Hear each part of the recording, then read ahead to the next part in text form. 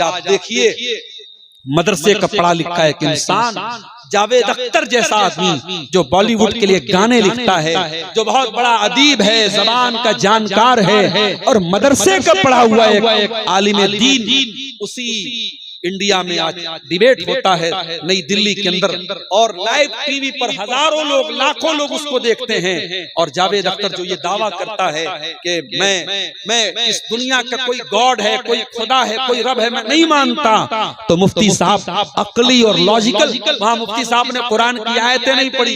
लोग कह रहे मुफ्ती साहब ने कुरान की आयतें क्यों नहीं पढ़ी, अल्लाह के रसूल की हदीसें क्यों नहीं पढ़ी। भाई हर जगह कुरान की आयतें नहीं पेश कर सकते, वहां ये शर्त थी कि मजहब का नाम नहीं लेंगे, हम इस्लाम का नाम नहीं लेंगे। वो डिबेट इसी टॉपिक पर था कि जावेद अख्तर साहब अक्ल और लॉजिक से ये साबित करेंगे कि इस दुनिया का कोई बनाने वाला नहीं है। और मुफ्ती शमाइल नदवी साहब ने ये कहा कि नहीं, इस दुनिया का कोई बनाने वाला है और उन्होंने लॉजिकल दलीलें दी, अकली दलीलें दी।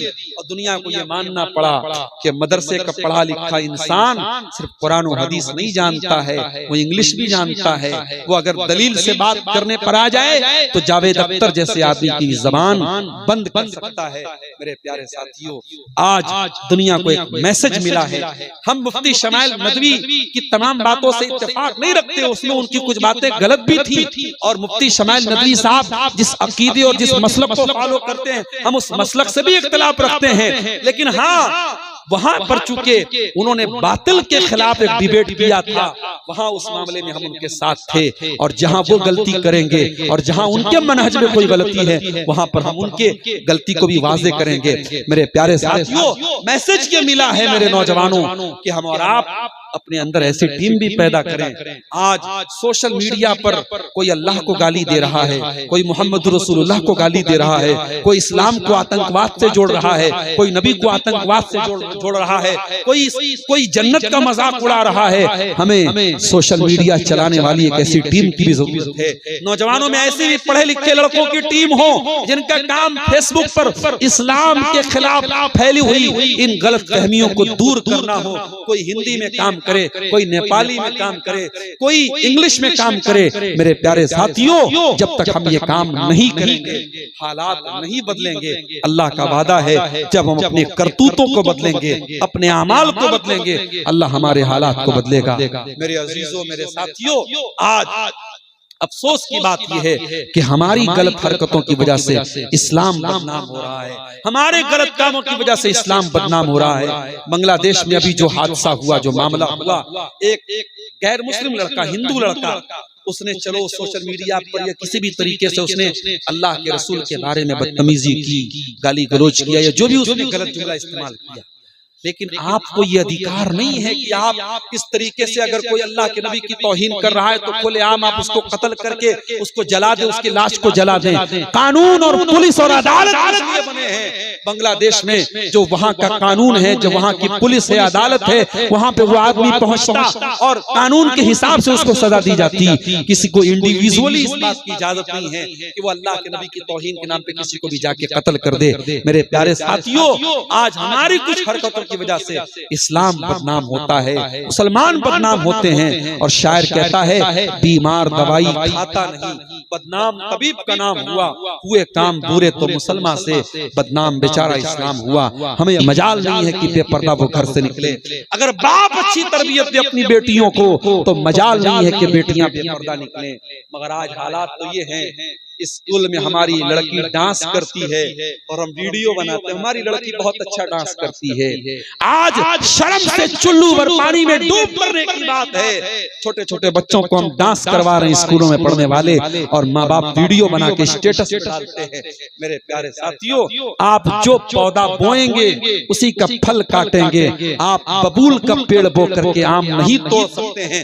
जो तरबियत आप करेंगे, आपकी बेटियां वैसी ही बनेंगी। और याद रखिए, अगर हमारी कौम की बेटियां आज बेपर्दा हो रही हैं, उसका बहुत बड़ा रीजन और बहुत बड़ी वजह क्या है? हमारी कौम के मर्दों के अंदर बेगैरती आ गई है। हमारी कौम का मर्द बेगैरत होता चला जा रहा है। जवान औरत है, बीवी है, उसके दोस्त लोग घर में आए, अरे यार भाभी के हाथ की चाय पीना चाहता हूं। भाभी जल्दी से आई, लिपस्टिक लगा करके, बालों में कंघी लगा करके, खुशबू लगा करके, और प्लेट में चाय लेकर के आपके दोस्त को चाय दे रही है, बिस्किट दे रही है। दोस्त कह रहा भाभी क्या चाय आपने बनाई है और आपको बड़ा अच्छा लग रहा है साहब, मेरा दोस्त मेरी बीवी की तारीफ कर रहा है। अरे नहीं नहीं, तेरा दोस्त तेरी बीवी की तारीफ नहीं कर रहा है, तेरी गैरत का जनाजा पढ़ रहा है वो, तेरी इज्जत का जनाजा पढ़ रहा है वो। अरे बेगैरत, तू अपने दोस्त के सामने अपनी बीवी की नुमाइश करके अपनी इज्जत और अपनी गैरत का सौदा कर रहा है। और याद रखो मेरे प्यारे साथियों, बेगैरत आदमी, दयूस आदमी, जिसके अंदर अपने घर की इज्जत के लिए कोई गैरत ना हो, ऐसा आदमी कयामत के दिन बहुत जिल्लत और बहुत अफसोस की जिंदगी गुजारेगा।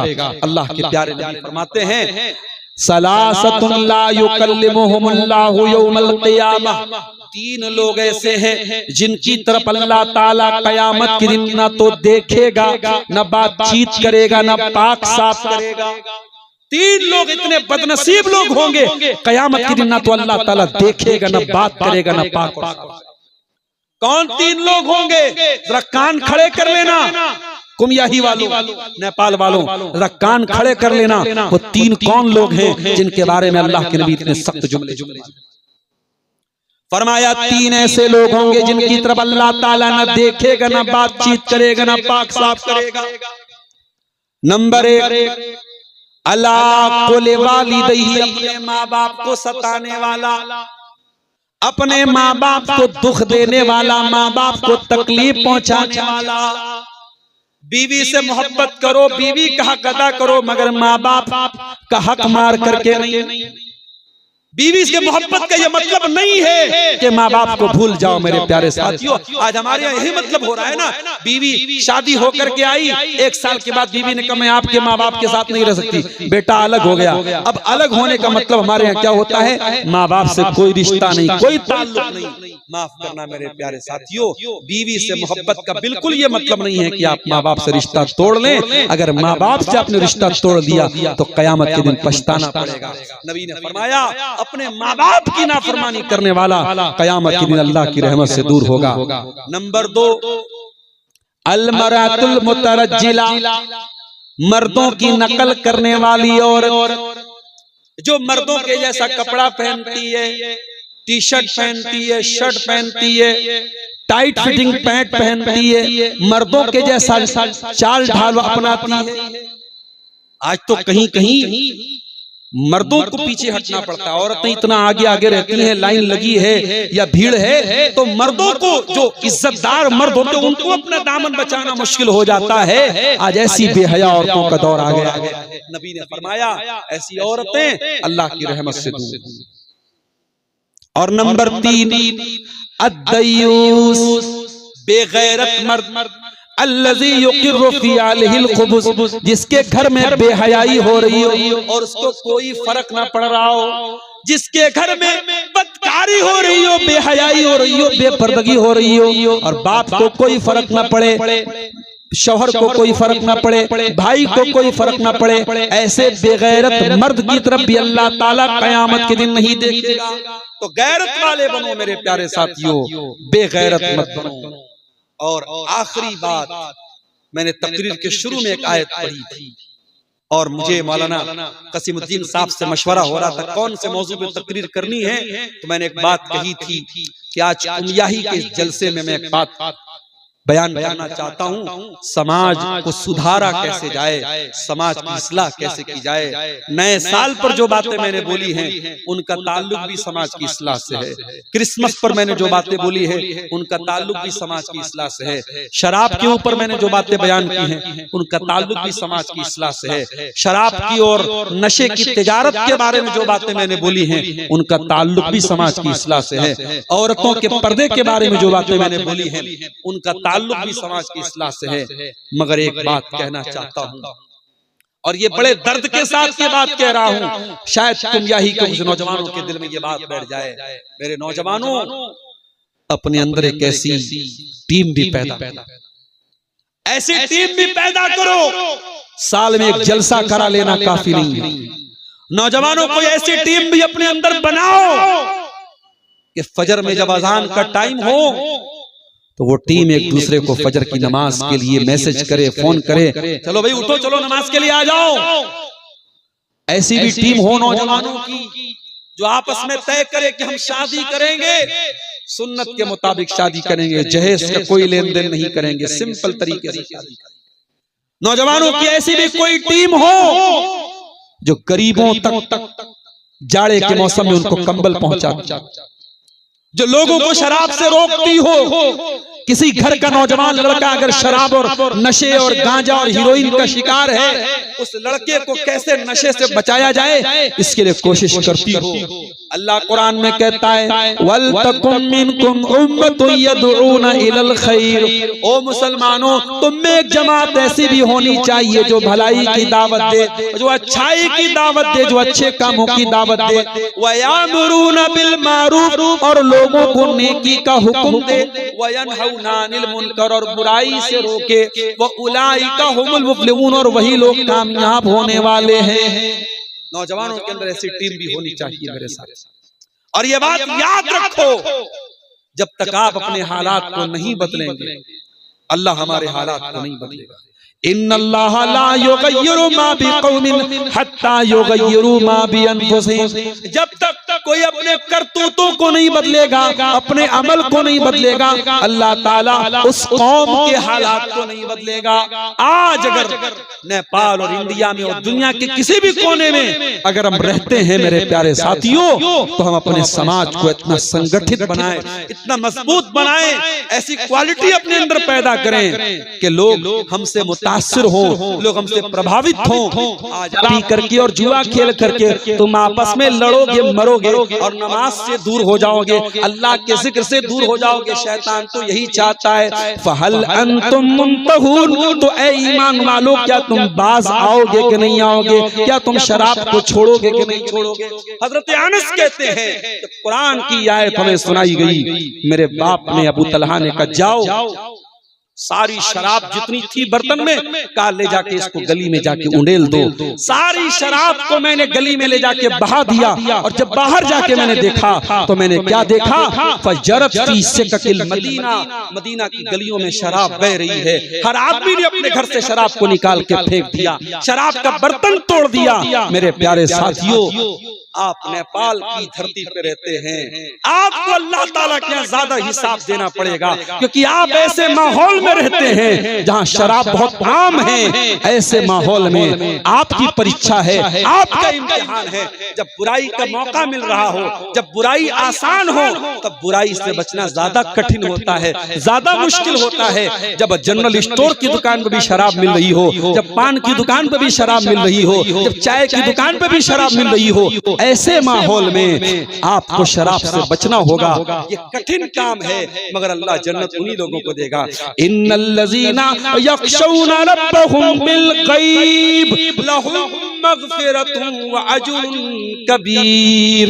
जो लोग अपने परवरदिगार से डरते हैं, बगैर देखे डरते हैं, उनको इस बात का एहसास है कि अल्लाह देख रहा है, अल्लाह का कैमरा देख रहा है, अल्लाह की नजर हमारे ऊपर है। अल्लाह कहता उन्हीं को जन्नत मिलेगी, उन्हीं को बड़ा अजर मिलेगा। अगर जन्नत चाहिए मेरे प्यारे साथियों, तो हमें शराब से बचना पड़ेगा, और शराब से बचना ही नहीं होगा। आज आप देखते हैं जो गुटखा हमारा नौजवान खाता है, गुटखा के पैकेट पे फोटो बना रहता है, फेफड़े का फोटो बना रहता है, खतरनाक तरीके का फेफड़ा बना रहता है, और लिखा रहता है उस गुटखे के पैकेट पर, हमारे यहाँ हिंदी में लिखा रहता है तंबाकू स्वास्थ्य के लिए हानिकारक है। इंग्लिश में लिखा रहता है टोबैको कॉजेस कैंसर, तंबाकू से कैंसर होता है। पता नहीं नेपाली में भी कुछ ऐसे ही लिखा रहता होगा। वो क्यों लिखा रहता है? वो भारत सरकार और नेपाल सरकार क्यों लिखवाती है गुटखे के ऊपर? वो सरकार लाइसेंस भी दे रही है, गुटखा बिक भी रहा है मार्केट में, सिगरेट बिक भी रही है, बीड़ी बिक भी रही है, और साथ में सरकार ने उस पर ये वार्निंग भी लिखवाई है कि इससे कैंसर होता है। इतना पैसा खर्च करने के बाद भी आज भारत या नेपाल के कैंसर हॉस्पिटल्स में आप चले जाइए, मरीजों की लंबी लाइन आपको मिलेगी। किसी को मुंह में कैंसर है, किसी को पेट में कैंसर है, किसी को गाल में कैंसर है। पूछो क्यों हुआ? कोई गुटखा खाता था, कोई सिगरेट पीता था, कोई बीड़ी पीता था। आज तंबाकू के इस इस्तेमाल से कैंसर हो रहा है, सरकार उसको रोकने में असफल है। सरकार क्यों असफल है? क्योंकि सरकार ने एडवर्टीजमेंट तो किया है, रेडियो पर ऐलान तो हो रहा है, टीवी पर ऐलान तो हो रहा है, सोशल मीडिया पर ऐलान तो हो रहा है, लेकिन वो डर नहीं है जो ईमान वाला डर होता है। और नबी ने कोई एडवर्टीजमेंट नहीं किया, नबी ने कोई इश्तिहार नहीं लगाया, नबी ने कुरान की आयत पढ़ के सहाबा को सुनाई, और एक आयत सुन करके सहाबा जो कई सालों से शराब पीते चले आए थे, उन्होंने शराब को छोड़ दिया। हमें मैसेज ये मिला, संदेश ये मिला मेरे प्यारे साथियों, कि अमल से जिंदगी बनती है, जन्नत भी जहन्नम भी। हमें अमल करना पड़ेगा, हमें गुफ्तार के नहीं किरदार के गाजी बनना पड़ेगा, जैसे साहब इकराम किरदार के गाजी बने। और आगे बढ़िए, इसी नेपाल की धरती पर हम एक चीज और देख रहे हैं, बहुत ज्यादा बेपर्दगी फैलती चली जा रही है। नेपाल के पहाड़ी इलाकों में हमारे जो पहाड़ी भाई रहते हैं, बहुत अच्छे लोग हैं, मगर इस्लाम से दूर हैं। उनको कुरान के बारे में नहीं पता, उनको इस्लाम के बारे में नहीं मालूम, लेकिन वो मुसलमानों से घृणा नहीं करते, नफरत नहीं करते। मैंने करीब से जाकर देखा, ये पहाड़ी लोग अपने काम से काम रखने वाले लोग होते हैं, मुसलमानों से बड़े करीब होते हैं। हमें जरूरत इस बात की थी कि हम उन पहाड़ी लोगों को जाकर के इस्लाम की तबलीग करें। आज अल्हम्दुलिल्लाह नेपाल में इस्लाम को दूसरों तक पहुंचाने के बहुत सारे रास्ते, उन रास्तों का उपयोग हमें करना चाहिए। मगर हमने क्या किया मेरे प्यारे साथी, उनके अंदर जो बुराइयां हैं, वो बुराइयां आज नेपाल के मुसलमानों ने अपने अंदर भी पैदा कर दी। उनके यहाँ अगर बेपर्दगी और बेहयाई है, तो आज मुसलमान लड़कियां भी उसी ढर्रे पर चल रही हैं। जवान जवान लड़कियां लिपस्टिक लगा करके, पाउडर लगा करके, क्रीम लगा करके, सज करके, संवर करके गैर मर्दों के सामने से गुजर रही हैं। आम तरीके से ये मंजर आपको नेपाल में देखने को मिल जाएगा।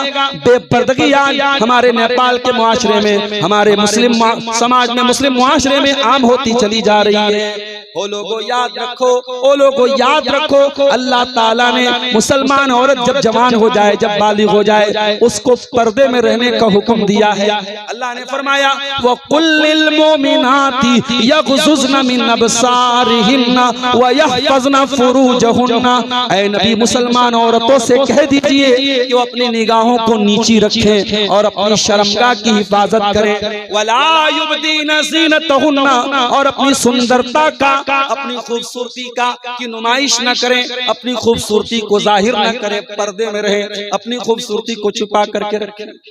इस्लाम ने औरत को पर्दे में रहने का हुक्म दिया।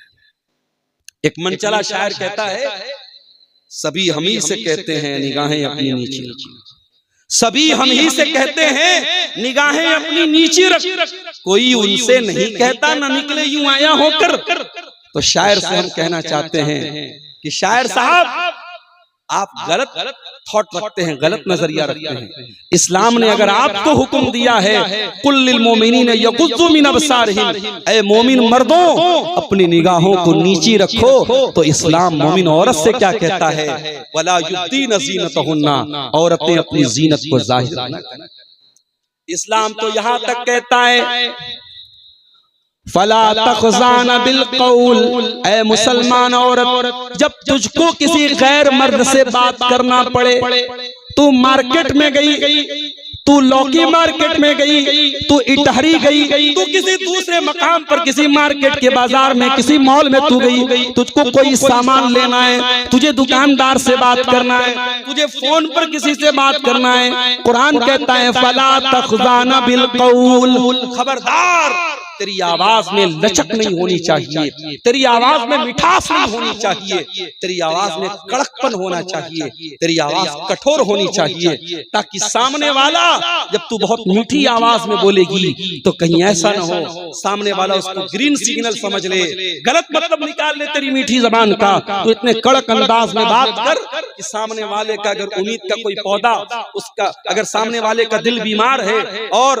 वो तुझसे कोई गलत उम्मीद लगाने वाला है तो उसका उम्मीद का पौधा वहीं पर कुचल जाए और खत्म हो जाए। खबरदार है मुसलमान औरत, किसी गैर मर्द से अगर तू बात भी करे तो लचक के साथ बात मत कर। इस्लाम तो वो दीन है मेरे प्यारे साथी। इस्लाम औरत को खिलौना बनाने की तालीम नहीं देता है। बड़े बड़े शॉपिंग मॉल में क्यों खूबसूरत लड़कियों को रखा जाता है, क्यों काउंटर पर उनको बिठाया जाता है, ताकि कस्टमर का दिल लुभाया जाए, कस्टमर को प्रलोभन दिया जाए, कस्टमर को आकर्षित किया जाए। इस्लाम कहता है कि ऐ औरत, तू एक कीमती दौलत है, तुझे इतना हकीर नहीं बनाया है अल्लाह ने कि तू मर्दों का दिल लुभाने के लिए, मर्दों का दिल आकर्षित करने के लिए तुझे दुकान पे सैलरी देके, तनख्वाह देके तुझे रखा जाए। ऐ औरत, ये तेरा काम नहीं है। इस्लाम तो कहता है वक़र्न फ़ी बुयूतिकुन्ना, ऐ औरत तुझे घर में रहना है, तेरा असल ठिकाना तेरा घर है। तुझे एक अच्छी बेटी बनना है, तुझे एक अच्छी माँ बनना है, तुझे एक अच्छी बहन बनना है, तुझे एक अच्छी बीवी बनना है। और ऐ औरत, अगर तुझे घर के बाहर निकलना भी पड़ जाए, फरमाया वला तबर्रजना तबर्रुजल जाहिलियतिल ऊला, जब तू घर से निकला कर तो बन संवर करके न निकला कर, मेकअप करके न निकला कर, ऐसी खुशबू लगा करके न निकला कर जो खुशबू गैर मर्दों तक पहुंचे, ऐसा मेकअप करके न निकला कर जो दूसरों को तेरी तरफ देखने की राग़िब करे। तू नुमाया करके अपने आप को न निकला कर, तू पर्दे में निकला कर, तू चादर ओढ़ के निकला कर, तू हिजाब में निकला कर। आज इसी नेपाल से सटा हुआ बिहार का इलाका है और बिहार की धरती पर अभी जो लेटेस्ट वाकया हुआ आपने देखा होगा। यह अलग बात है, मामला ठंडा हो चुका है, लेकिन ये जो वाकया हुआ और एक मुसलमान औरत जब जो मेडिकल की स्टूडेंट थी, उसने डॉक्टरी की तालीम पूरी की थी और उसको सरकारी नौकरी मिलने वाली थी, और जब वो अपना ज्वाइनिंग लेटर लेने के लिए चीफ मिनिस्टर के पास जाती है तो चीफ मिनिस्टर साहब अगर उनको पहचान करना था वो कह सकते थे मोहतरमा आप अपना चेहरा खोल लीजिए ताकि मालूम हो जाए कि आप कौन हैं, वो जबान से भी कह सकता था। लेकिन चीफ मिनिस्टर साहब ने कैमरे के सामने उस औरत के सर का, उसके चेहरे का नकाब खींच लिया। पूरी दुनिया में यह घटना वायरल हो गई, लोगों ने अपने अपने एंगल से इस बात पर कमेंट किया। लेकिन मैं एक बात कहना चाहता हूं मेरे भाई, वो लड़की, वो औरत जिसके साथ ये घटना हुई, इसको जितना भी कंडेम किया जाए, मजम्मत किया जाए, वो कम है। मगर मुझे एक बात का बहुत बड़ा खतरा हो रहा है कि आगे चल करके अब इस घटना को एक नमूना बना लिया जाएगा। जब एक स्टेट का चीफ मिनिस्टर आज मुसलमान औरत के सर से नकाब खींच रहा है, उसके चेहरे से हिजाब को हटा रहा है, तो कल छोटी मोटी घटनाओं पर भी औरतों के चेहरे से नकाब खींचा जाएगा। ये एक बहुत बड़ी नजीर बन जाएगी, बहुत बड़ी मिसाल बन जाएगी। मुझे डर इस बात का है मेरे प्यारे साथी। ऐ मुसलमान औरतों, आज इस्लाम के दुश्मनों को तुम्हारे हिजाब से प्रॉब्लम है, तुम्हारे नकाब से प्रॉब्लम है। अल्लाह की कसम, जब तुम नकाब में निकलती हो, इस्लाम के दुश्मनों के कलेजे पर छुरियां चलती हैं, इस्लाम के दुश्मनों को तकलीफ होती है। ऐ मुसलमान औरत, अगर अल्लाह को राजी करना है, अगर जन्नत में जाना है, जब तू घर से निकला कर तो नकाब में निकला कर, पर्दे में निकला। और पर्दा भी कैसा होना चाहिए? पर्दा ऐसा नहीं होना चाहिए कि पर्दे में ही। इसी नेपाल में मैंने देखा कुछ लड़कियां जो हैं वो नकाब के ऊपर बाकायदा लाइट जलती रहती है, लाइट जल रही है, या नकाब के ऊपर उन्होंने लिखवा के रखा है इस्लाम की शहजादी। अरे कैसी तू इस्लाम की शहजादी है? अगर तू वाकई में इस्लाम की शहजादी है, तुझे अपने नकाब पे लिखवाने की जरूरत नहीं है। तू अपने अमल से, अपने किरदार से खुद ये साबित कर देगी कि तू इस्लाम की शहजादी है। मेरी प्यारी माँ और बहनों, जब तुम पर्दे में रहो तो पर्दे की लाज रखो। ये पर्दा तुम्हारी पहचान है, ये पर्दा दुनिया को बताता है कि तू इज्जतदार घर की औरत है, तो मुसलमान घर की औरत है, तो इस्लाम को मानने वाली औरत है। अपने पर्दे से समझौता मत करना मेरी प्यारी। इसीलिए कुरान में अल्लाह कहता है या अय्युहन नबिय्यु कुल लिअज़वाजिका व बनातिका व निसाइल मोमिनीना, ऐ नबी अपनी बीवियों से कह दीजिए, अपनी बेटियों से कह दीजिए और तमाम मोमिना औरतों से कह दीजिए, युदनीना अलैहिन्ना मिन जलाबीबिहिन्ना, जब वो अपने घर से निकला करे तो अपने ऊपर जिल्बाब डाल ले, अपने ऊपर चादर डाल ले। ज़ालिका अदना अय्युरफ़ना फला युज़ैन, ये चादर दुनिया को बता देगी ये इज्जतदार घर की लड़कियां हैं और कोई उनको छेड़ने की जरूरत नहीं कर पाएगा। इसलिए मेरी प्यारी माँ और बहनों, जब भी आप घर से निकले नकाब में निकले, पर्दे में। कुछ लोग कहते हैं मौलवी साहब बड़े पुराने जमाने के, नया दौर है, मॉडर्न दौर है। अरे पर्दा वर्दा की जरूरत नहीं है, चेहरा खोल के औरत को चलना चाहिए। पर्दे का ताल्लुक दिल से है, दिल साफ होना चाहिए। मेरी प्यारी माँ बहनों, अगर कोई आपको ये कह करके धोखा देने की कोशिश करता है कि पर्दा करने की जरूरत नहीं है, कोई अगर ये कहता है कि दिल साफ कर लो, दिल का साफ हो जाना काफी है, तो जाकर के उसको बता दो कि इस दुनिया में नबियों के बाद अगर सबसे साफ दिल के लोग आए थे तो नबी के सहाबा, नबी के सहाबा से ज्यादा साफ दिल वाले कोई नहीं थे। और इस दुनिया में सबसे पाक दामन औरतें नबी की बीवियां। और कुरान क्या कहता है, वैज़ा सालतुमुहुन्ना निकले, दिल साफ नहीं होता है। मेरी प्यारी माँ और बहनों, तुम्हारी तारीख तो बहुत रोशन तारीख रही है, तुम्हारा इतिहास तो बहुत उज्जवल रहा है, तुम्हारी हिस्ट्री तो बहुत शानदार रही है। अरे हमने तो इतिहास में ऐसी औरतों को देखा है, हाय हाय, सुमैया को कौन भूल सकता है।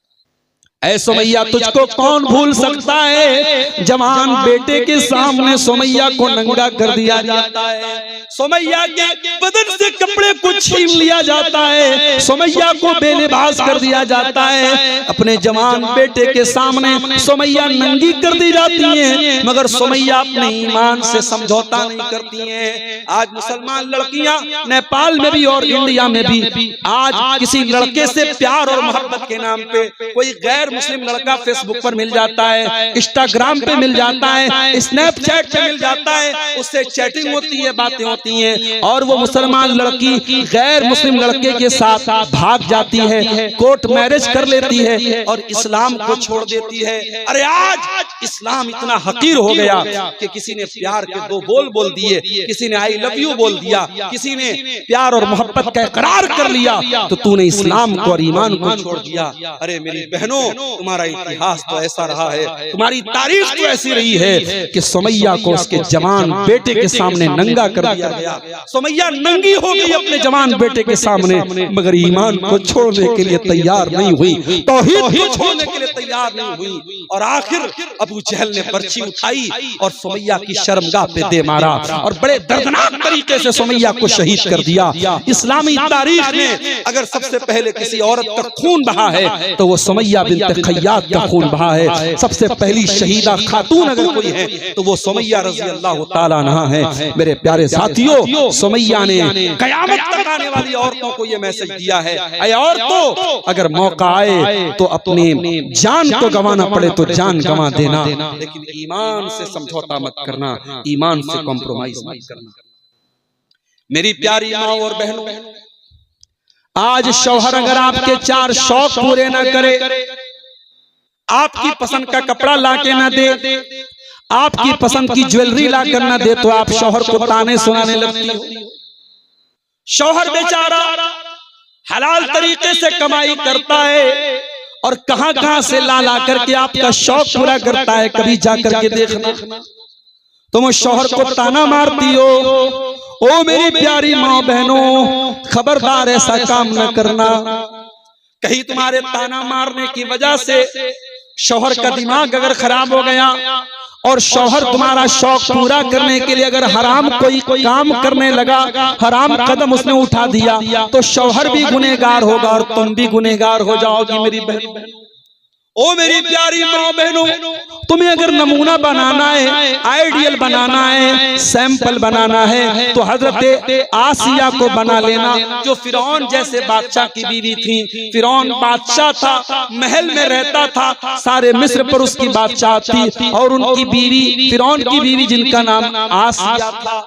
आसिया ईमान ले आती है, आसिया ईमान ले आती हैं, और वो जालिम फिरौन अपनी बीवी को बड़ी सजाएं देता है, बड़ी तकलीफें देता है, जेल में बंद कर देता है, जंजीरों में जकड़ देता है। आसिया ये सारी तकलीफें बर्दाश्त करती है। आसिया एक बार भी ये शिकवा नहीं करती है, अल्लाह मेरी तौहीद की ये सजा मुझको क्यों मिल रही है, मेरे ईमान की ये सजा मुझको क्यों मिल रही है। मैं तो महल में रहती थी, मेरे चारों तरफ नौकरानियां रहती थी, ऐ अल्लाह आज मैं जेल की काल कोठरी में पहुंच गई, ऐ अल्लाह मेरे हाथों और पैरों में जंजीरें जकड़ दी गई। आसिया की जबान पर एक बार भी शिकायत नहीं आई। आसिया ने अल्लाह से दुआ की, रब्बि इब्नि ली इंदका बैतन फिल जन्नह वनज्जिनी मिन फिरऔन व अमली वनज्जिनी मिनल कौमिज़ ज़ालिमीन। ऐ अल्लाह मैंने तेरी तौहीद के लिए, तेरे ईमान के लिए फिरौन का महल छोड़ दिया, फिरौन का तख्त व ताज छोड़ दिया, महारानी का ताज मेरे सर पे था, ऐ अल्लाह मैंने रानी का ताज छोड़ दिया। ऐ अल्लाह अब एक ही दुआ है, एक ही सवाल है, ऐ अल्लाह जन्नत में तेरी तौहीद के लिए महल को छोड़ा है, ऐ अल्लाह तू जन्नत में मुझको एक महल अता फरमा दे, और अपने पास एक महल अता फरमा दे, और अल्लाह मुझे शहादत का दर्जा दे दे, मुझे इस जालिम फिरौन से नजात दे दे। आसिया शहीद हो गई, जेल में उनका इंतकाल हो गया, अल्लाह ने उनकी दुआ को कबूल कर लिया। ओ मेरी प्यारी माँ बहनों, तुम्हारे लिए आसिया जैसी औरतें नमूना हैं। आज अफसोस की बात है, आसिया जैसी औरतें आज समाज में नजर नहीं आती हैं मेरे प्यारे साथी। सुमैया की जैसी औरतें आज समाज में नजर नहीं आती। ओ मेरी प्यारी माँ बहनों, तुम्हें बड़ा शौक है जलसों में आने का, तकरीरें सुनने का, उलमा के बयानात सुनने का। काश तुमको इतना शौक तकरीरों पर अमल करने का भी पैदा हो जाए। हमने तो इस्लामी तारीख में ऐसी औरतों के वाक़यात भी पढ़े हैं। जंग ओहद हो रही है, जंग ओहद हो रही है, और जंग खत्म होने के बाद एक औरत आती है, 60 साल की 70 साल की औरत है, अपने चेहरे को ढांप करके नकाब में आती है। उसका बेटा शहीद हो गया था, अपने बेटे की लाश को देखने आई थी, अपने शहीद बेटे को देखने आई थी। किसी ने कहा, अरे अम्मा तू 70 साल की बूढ़ी हो चुकी है, तू 60 साल की बूढ़ी हो चुकी है, तेरा बेटा शहीद हो चुका है, और तू नकाब पहन करके आई है, तू हिजाब में आई है, तू सर को ढांप करके आई है, तू चेहरे को छुपा करके आई है। अरे अम्मा तुझे इस उम्र में पर्दा करने की क्या जरूरत है। उस औरत ने क्या प्यारा जवाब दिया, कहा रुज़ीतु इब्नी वलम तुरज़ा हयाई। ओ लोगों, मैंने बेटे को खोया है, मैंने शर्म हया को नहीं खोया है। मेरा बेटा अल्लाह को प्यारा हो गया है, लेकिन मैंने अपनी शर्म हया को आज भी बाकी रखा है। मैं 60 साल की हो चुकी हूँ, मगर मैं अपनी शर्म हया से कोई समझौता नहीं कर सकती। नबी के दौर की औरतें ऐसी होती थी। एक और औरत थी, जब जंग खत्म हो गई, जंग ओहद, और अल्लाह के नबी जब मदीना जाने लगे, सहाबा मदीना जाने लगे, कबीले बनु दीनार की एक औरत आती है। उसका भाई भी उसी जंग में शहीद हो चुका है, उसका बेटा भी उसी जंग में शहीद हो चुका है, उसका शौहर भी उसी जंग में शहीद हो चुका है। लोगों ने कहा, अम्मा जान तेरा बेटा शहीद हो गया, तेरा भाई शहीद हो गया, तेरा शौहर भी शहीद हो गया। वो कहती है, वो सबकी खबर तो तूने दे दी, आमिना के लाल की खबर तूने न दी, फातिमा के बाप की खबर तूने न दी, मोहम्मद अरबी की खबर तूने न दी, मेरे नबी का क्या हाल है, मेरे नबी कैसे। कहा अम्मा अल्लाह के नबी बिल्कुल ठीक ठाक हैं। कहा नहीं नहीं, मुझे अपने नबी का दीदार करा दो ताकि मेरी तसल्ली हो जाए। लोगों ने इशारा करके दिखाया, वो देखो अल्लाह के नबी तशरीफ ला रहे हैं। उसने जब अल्लाह के नबी के चेहरे को देखा, बेटा जा चुका है, भाई जा चुका है, शौहर जा चुका है, उसके खानदान के 3 लोग अल्लाह को प्यारे हो चुके हैं, मगर जब अल्लाह के नबी का दीदार करती है, उस औरत की जबान से जुमला निकलता है, कुल्लु मुसीबतिन बादक जलल। अल्लाह के रसूल, आप अगर जिंदा हैं, आप अगर सलामत हैं, ये सारी मुसीबतें मेरे लिए आसान हैं, आपके बाद ये सारी मुसीबतें मेरे लिए कोई मुश्किल नहीं। इतना ईमान मजबूत था उस दौर की औरतों का। और जब औरत का ईमान मजबूत होगा तो उसकी गोद में जो बच्चा वजूद में आएगा, उसके पेट में जो बच्चा आएगा, वो बच्चा भी अपनी माँ के कैरेक्टर को सीखेगा।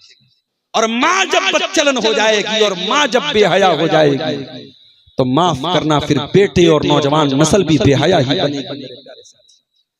जानते हो, आज क्रिसमस का त्योहार लोग मना रहे हैं। जब ईसा अलैहिस्सलाम पैदा हुए, जब बच्चे की डिलीवरी का टाइम आया, तो मरियम अलैहिस्सलाम ने क्या कहा? कालत या लैतनी मित्तु क़ब्ला हाज़ा व कुन्तु नसिय्यम मनसिया। मरियम कुंवारी थी, मरियम की किसी से शादी नहीं हुई थी, और मरियम के पेट में बच्चा अल्लाह के हुक्म से आ जाता है, और बच्चे के पैदाइश का टाइम आता है। मरियम कहती है, काश मैं आज के पहले मर गई होती, मेरा कोई नाम लेने वाला न होता। मरियम को अपने किरदार की फिक्र है, मरियम को अपने चरित्र की फिक्र है। ऐ मेरी प्यारी माँ बहनों, तुम भी अपने चरित्र की चिंता करो, अपने कैरेक्टर की फिक्र करो। माँ बाप बड़े प्यार से तुमको पालते पोसते हैं। ऐ मेरी प्यारी माँ बहनों, अपने माँ बाप की इज्जत को कभी दाग न लगने देना, अपनी जवानी पे कभी दाग न लगने देना, अपनी आबरू पर कभी दाग न लगने देना, अपनी आबरू की हिफाजत करना। मरियम कहती है, ऐ अल्लाह, बेटा पैदा होगा, कल समाज मुझसे पूछेगा, मैं क्या जवाब दूंगी? ऐ काश मैं मर गई होती, मेरा कोई नाम लेने वाला ना होता। और जब बेटा पैदा हुआ, ईसा अलैहिस्सलाम, मरियम अपनी गोद में लेकर के आई बच्चा। कौम के लोगों ने देखा, कहा अरे मरियम तो अनमैरिड है, मरियम तो कुंवारी है, मरियम की तो शादी नहीं हुई, मरियम की गोद में बच्चा कहां से आ गया? कालू या मरियम लक़द जीति शैयन फरिया। लोगों ने कहा, मरियम तूने बहुत बड़ा पाप किया है, बहुत बड़ा गुनाह किया है। या उख्ता हारून, ऐ हारून की बहन, माँ का नाबू किमरा सौई व माँ का न तुम के बगिया। ऐ हारून की बहन, ना तो तेरा बाप बदचलन था, ना तेरी माँ बदचलन थी, तूने इतना बड़ा पाप कैसे किया? पता ये चला कि जो 3 रिश्ते होते हैं, भाई का रिश्ता, बाप का रिश्ता, माँ का रिश्ता, औरत को बनाने और बिगाड़ने में इन 3 रिश्तों का बहुत बड़ा किरदार। जिस घर में भाई की गर्लफ्रेंड होगी, उस घर में लड़की का भी कोई बॉयफ्रेंड होगा। जिस घर में माँ बदचलन होगी, बाप बदचलन होगा, भाई बदचलन होगा, वहां की लड़कियां भी बदचलन हो जाएंगी। ये 3 रिश्ते बहुत अहमियत रखते हैं। लड़की का भाई कैसा है, लड़की का बाप कैसा है, लड़की की माँ कैसी है। कौम के लोगों ने कहा, ऐ हारून की बहन, मरियम अलैहिस्सलाम के भाई का नाम हारून था, जो बहुत नेक इंसान थे। कहा कि ऐ हारून की बहन, तू नेक इंसान की बहन है, नेक बाप की बेटी है, नेक माँ की बेटी है। न तेरा बाप बदचलन, न तेरी माँ बदचलन, न तेरा भाई बदचलन, तो ये पाप तू कहां से लेके आ गई? हजरत मरियम ने कहा, इशारा किया अपने होठों से, मैं बोल नहीं सकती, और अपने बच्चे की तरफ इशारा किया, ये बच्चा बताएगा। कालू कैफ नुकल्लिमु मन काना फिल महद सबिया। कौम के लोगों ने कहा, ऐ मरियम तू कैसी बातें कर रही है? ये तो अभी पैदा हुआ है बच्चा, न्यू बॉर्न बेबी है, अभी तो ये बच्चा पैदा हुआ है, इस बच्चे से हम कैसे बात करें? दूध पीता बच्चा क्या जवाब देगा? जब माँ के कैरेक्टर पर धब्बा लग रहा हो, जब जब जब पाक दामन औरत के किरदार पर धब्बा लग रहा हो, तब अल्लाह ताला दूध पीते बच्चे को भी जुबान दे देता है। ईसा अलैहिस्सलाम अपनी माँ की गोद में बोल पड़ते और क्या बोलते हैं? क्रिसमस मनाने वालों को जाके ये जुमला सुना दो, ऐ क्रिसमस मनाने वालों, ऐ ईसा अलैहिस्सलाम को अल्लाह का बेटा कहने वालों, जरा देखो, जिस ईसा अलैहिस्सलाम से तुम इतनी मोहब्बत करते हो, वो ईसा अलैहिस्सलाम अपनी माँ की गोद में दुनिया में आने के बाद पहला सेंटेंस जो उनके मुंह से निकलता है, पहला जुमला जो उनके मुंह से निकलता है, क़ाला इन्नी अब्दुल्लाह, मैं अल्लाह का बंदा हूँ, मैं अल्लाह का बेटा नहीं हूँ, मैं अल्लाह का बंदा हूँ। आतानियल किताब वजालनी नबिया, अल्लाह ने मुझको नबी बनाया है, अल्लाह ने मुझको इंजील दी है, मुझको नबी बना करके अल्लाह ने दुनिया में भेजा है। मरियम का बेटा, मरियम का बच्चा ईसा अलैहिस्सलाम अपनी माँ की पाक दामनी की गवाही अपनी माँ की गोद में दे रहा है और दुनिया को ये मैसेज दे रहा है, I am not son of God, I am slave of Allah, मैं अल्लाह का बंदा हूँ, मैं अल्लाह का बेटा नहीं हूँ, मुझे कोई अल्लाह का बेटा नहीं बना। मेरे प्यारे साथियों, आज हम मुसलमानों को ये चाहिए था, हम ईसाइयों को जाकर के तौहीद का दर्स दें और उल्टे आज हम उनके रंग में रंगे जा रहे हैं और हम मैरी क्रिसमस, हैप्पी क्रिसमस का नारा लगा रहे हैं। अफसोस की बात है मेरे प्यारे साथियों, मैं अर्ज ये कर रहा था, औरतों के पर्दे की बात निकली तो ये तीन रिश्ते जो होते हैं, औरत का भाई, औरत का बाप और औरत की माँ, ये तीन रिश्ते बड़े महत्वपूर्ण होते हैं, बड़े अहम होते हैं। और अब आइए हम दुआ करें, रब्बुल आलमीन हमें कुरान और हदीस का जो इल्म आज उलमा के बयानात में हम सुनते हैं, तकरीरों में हम सुनते हैं, किताबों में हम पढ़ते हैं, अल्लाह ताला उस इल्म के ऊपर हम सबको अमल करने की तौफीक अता फरमाए। रब्बुल आलमीन हमें से जो लोग बीमार हैं उनको शिफाए कामिला आजिला अता फरमाए, जो रोजगार से परेशान हैं अल्लाह उनके कारोबार में बरकत नसीब फरमाए। आज का ये प्रोग्राम जिस मकसद के तहत हो रहा है, इदारे का नाम क्या है? मदरसा दारुल हुदा सलफिया कुमियाही, हाँ, इस इदारे के ताउन के लिए जलसा हुआ है। हम ये दुआ करते हैं रब्बुल आलमीन इस इदारे को और तरक्की अता फरमाए, इस इदारे से मजीद बच्चे पढ़ करके निकलें और दीन के खादिम बने, कौम के लिए मुफीद बने, नेपाल के लिए मुफीद बने, अपने मुल्क के लिए मुफीद बने, अपने समाज के लिए मुफीद बने। और जिन लोगों ने यहाँ पे चंदा दिया है और किसी ने अनाज की शक्ल में दिया है, किसी ने कैश रकम दिया है, कुछ औरतों की तरफ से शायद जेवरात भी आए होंगे, अल्लाह ताला उन तमाम चंदा देने वाले और दान देने वालों के अल्लाह ताला उनके दान को, उनके चंदा को कबूल करे। और जिन्होंने अपने मरहूमीन की तरफ से दिया है, किसी ने अपनी मरहूमा माँ की तरफ से दिया है, किसी ने अपने मरहूम बाप की तरफ से, दादा की तरफ से, नाना की तरफ से दिया है, अल्लाह उन मरहूमीन की मग़फ़िरत फरमाए, अल्लाह उनकी कब्र में उनको राहत अता फरमाए। और जो अभी तक इस कार्य खैर में पीछे रहे हैं अल्लाह उनको भी आगे बढ़ चढ़ करके इसमें हिस्सा लेने की तौफीक अता फरमाए। अल्लाह ताला हमें कहने सुनने से ज्यादा अमल की तौफीक दे, आमीन। और रब्बना तक़ब्बल मिन्ना इन्नका अंतस समीउल अलीम व तुब अलैना इन्नका अंतत तव्वाबुर रहीम। व सल्लल्लाहु तआला अला नबियिना मुहम्मद व अला आलिहि व सहबिहि अजमईन। वस्सलामु अलैकुम व रहमतुल्लाहि व बरकातहू। दिल से जो बात निकलती है असर रखती है, दिल से जो बात निकलती है असर रखती है, पर नहीं ताकतें परवाज मगर रखती है।